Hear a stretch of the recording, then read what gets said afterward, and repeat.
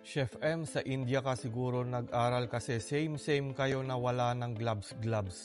For your information, ipapaliwanag ko sa iyo ang pagkakaiba ng naka-gloves at may gloves. Example, pag nagkakat ka ng isda, ayan, kukunin mo yung basahan, pupunasan mo siya. Tapos, pupunasan mo yung board mo, syempre.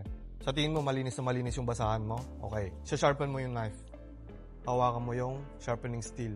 Ayan. Yung handle, sigurado ka malinis. Ito pa. Tapos bubuksan mo yung ref. Ayan. Hinawakan mo yung pintuan ng ref. Kumontak na yung gloves mo. Yan, isa sa mga example kapag naka-gloves ka. Kung ano-ano yung dadamputin mo habang nagtatrabaho ka. Ngayon naman, tatanggalin natin yung gloves natin. Kukumpara natin ha. Karamihan sa mga sushi station, may sink. Dito, wala kang makikitang bukasan ng tubig, kundi nasa paa. Yan o. Ayan, may pang mainit, may malamig naman. Apak sa mainit, apak sa malamig.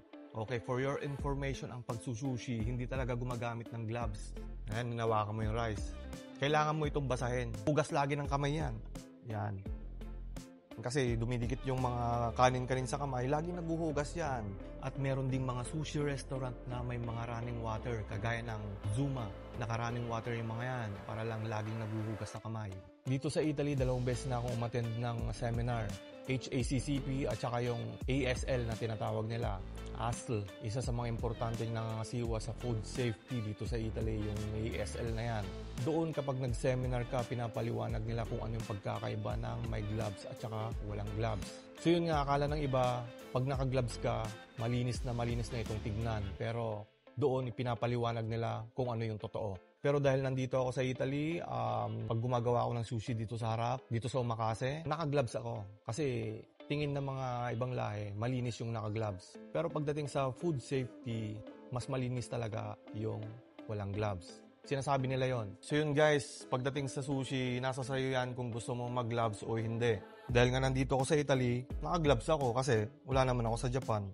Kasi nakikita nila na gumagawa ko ng sushi, mas malinis sa paningin nila yung naka-gloves. Pero hindi nila alam kung ano yung totoo. Sana gets nyo guys, napakadami kasi nagko-comment dyan. Kagaya na ito pero ganun pa man, nasa sayo na yun kung paano mo i-handle yung mga pagkain. So kung alam mo naman madumi, ba't mo gagawin, di ba? Depende na sa tao yun, depende na sa nagtatrabaho. Kung yung iba naman ay hindi nagpapalit ng gloves, sa buong duty mo ay iisa lang ginagamit mo, dapat palit-palit din lagi para malinis tignan. Pakita mo sa customer na nanonood na pagka tinanggal mo siya, tapon mo na agad sa basurahan, di ba?